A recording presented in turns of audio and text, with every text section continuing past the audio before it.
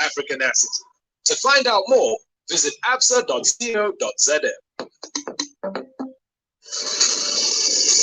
And now, the main news on Radio Chingalo, brought to you by Wolf Milling.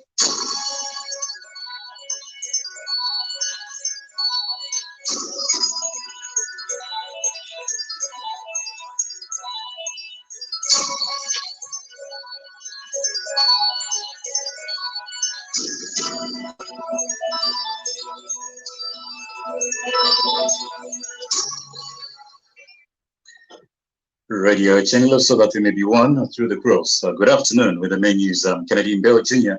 Kindly be informed that we are also streaming live on the Radio Channel Facebook page. To you following us on social media, here are the headlines. Zambia Agency for Persons with Disabilities call for more efforts towards enhancing access and usage of ICTs.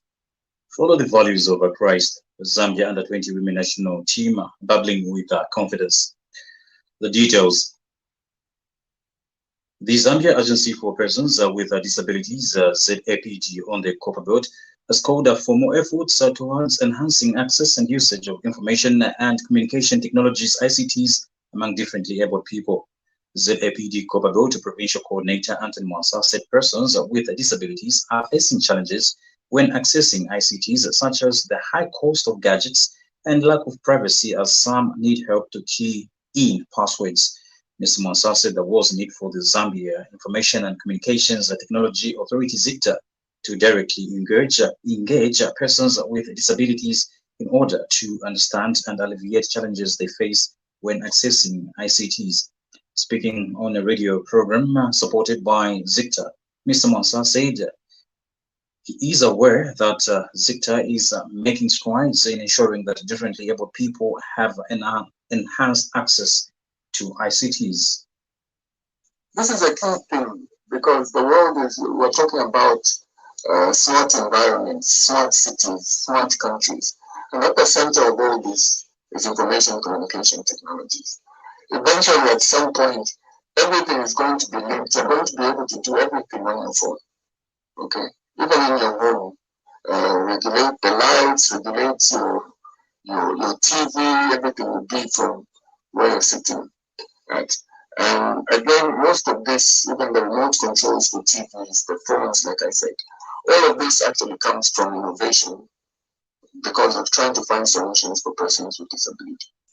On the same program, ZICTA Copper Belt Regional Officer Christabel Simbolo highlighted some of the things the authority is doing to enhance access and usage of ICTs among persons with disabilities. We did actually sign an in 2017, November 24, that enables us to work together and partner with various initiatives that we come up with as a regulator.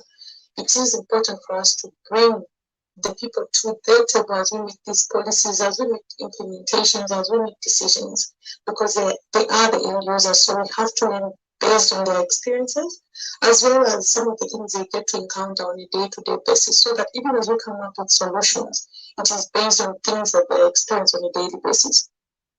A Chingola-based couple has advised young couples to center their marriage life on God for their own strength, happiness, and continuous love towards the other. Mr. Elpidius Mpolokoso and Margaret Mpolokoso, who are today celebrating their 57th marriage anniversary, said God has been the solid pillar of their successful marriage journey in good and bad times. Mr. and Mrs. Mpolokoso got married on 16th December 1964, and the couple was in the marriage encounter movement and worked in spreading the movement in Zambia and Malawi. As Mother Church continues to observe Advent season, the faithful have been reminded to follow the values of Christ. Cabo Dioceses-based Catholic priest Father Alfred Macheleta said the values of Christ are being charitable and forgiving, so that people prepare to receive Christ with a pure-hearted mind. Father Macheleta stressed that internal Christian deposition is important as people await the coming of Christ. The kind of preparation that we are supposed to have is internal preparation, that is to prepare our disposition of being Christians, following the values of Christ, especially that of being charitable to one another, having a heart of forgiveness, not keeping grudges, letting go of different things that are contrary to the values of Christ, so that as we prepare for his coming, that he may find a pure heart, a pure mind, a pure soul. Now, the removal of subsidies on fuel and electricity has remained a topical issue among some stakeholders who are worried about the impact it will create on ordinary citizens. The government justified that the removal of subsidies is the right undertaking for Zambia's economic recovery, as many sectors will receive adequate funding.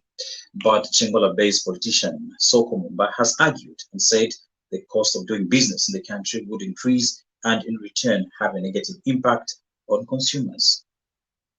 When these policies are implemented, the removal of subsidy is implemented, there is a possibility of increasing the cost of doing business in the country, owing to the fact that the cost of energy will be passed on to the consumers. And if that's the case, then it means that the projected growth of the economy will not be attained because most of the prices would have gone up. In short, the inflation would have gone up. And if the inflation is gone up, it means that the cost of doing business activities will certainly impact negatively on the smaller businesses, on the bigger players, and at the same time the consumers. Journalists from various media houses in Quito district are attending a 5-day training on building trust and credibility, making use of digital and social media organized by MISA Zambia. Speaking on the sidelines of the training, Malawan-based platform for investigative journalism, PIJ editorial director Gregory Gondwe says the traditional media must utilize the use of social media. Mr. Gondwe says he is expecting media practitioners at the end of the training to adapt a new digital media technology and regard the change as an opportunity and not a challenge. What should the traditional media do? Do they just let it be, or should they embrace and adapt the digital media technology that have come? You can agree with me that what has been happening now is that there's a lot of misinformation, disinformation, and malinformation, which is children refer to as fake news. So it's up to the professional media to grasp what has come in as far as digital technology is concerned, to start using it by telling news or stories professionally, so that people can now start telling the difference between what is fake and what is genuine. In sports, the Zambia Under-20 women national team is confident ahead of this Saturday's away 2022 FIFA World Cup qualifier against Ghana to be played in Accra. Zambia and Ghana drew goalless in the first leg match of the third round played in Lusaka almost 2 weeks ago.